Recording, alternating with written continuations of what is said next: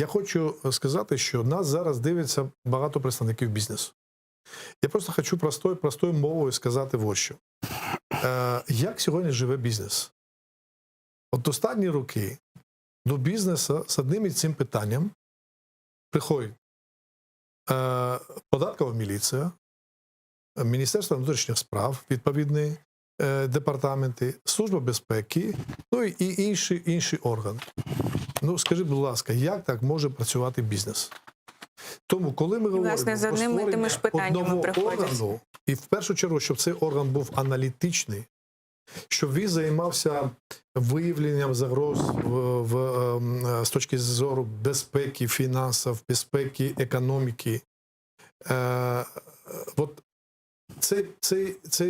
ця структура, коли вона буде займатися аналітикою, вона не прийде одразу до бізнесу. Звичайно, ми переконані, і я особисто відстоював цю позицію. Не всі в експертному середовищі розділяли цю думку останні роки. Я дуже добре пам'ятаю, коли ми 5 років тому спілкувалися з різними представниками експертного середовища, завжди представники цих експертів говорили про те, що треба, щоб це був тільки аналітичний орган. Я завжди відстоював позицію моїх колег те, що це повинен бути такий змішаний орган аналітика разом з правоохоронною функцією, тому що інакше він не буде працювати.